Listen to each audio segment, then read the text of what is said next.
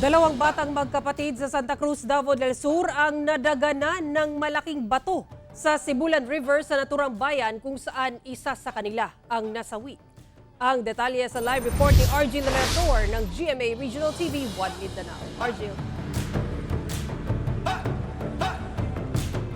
Sara, bigla na lang daw dumaos-dos ang malaking bato mula sa mataas na bahagi ng tabing ilog kung saan mismo ang kinaroroonan ng mga bata. Sinubukan para pigilan ng kanilang ama ang bato, ngunit nabitawan ito dahil sa bigat nito. Pinagtulungang buhati ng mga lalaking ito ang malaking bato sa Sibulan River sa barangay Astorga sa bayan ng Santa Cruz, Davao del Sur, Linggo ng umaga. Matapos madaganan ng bato ang dalawang bata. Pahirapan ang pagbubuhat dahil sa sobrang bigat ng bato. Mabuti na lang at may nakastandby na backhoe sa tabing ilog na agad nagamit sa pagtanggal sa bato at upang ma-recover ang katawan ng dalawang bata mula sa pagkakaipit. Wala ka, Lord! Ay, Lord! Wala ka, Lord! Sa bata, ma! Agad na dinala sa ospital ang dalawang bata, ngunit idiniklara ng dead on arrival sa ospital ang 1 taong gulang at 6 na buwan na batang babae.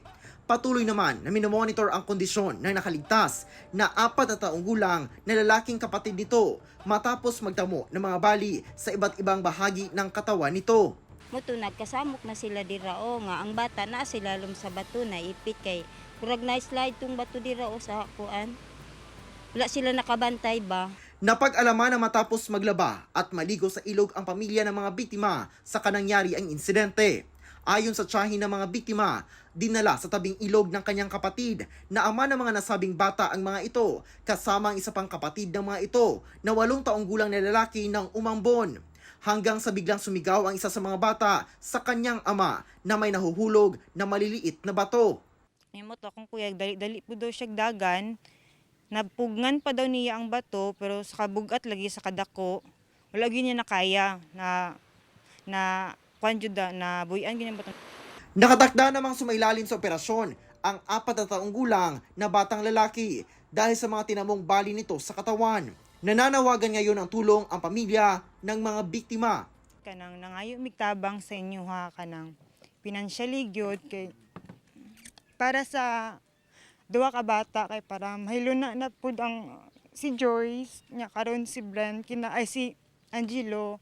Kinanglan namo inyong prayers pod. Nangako naman ang tulong sa pamilya ang barangay.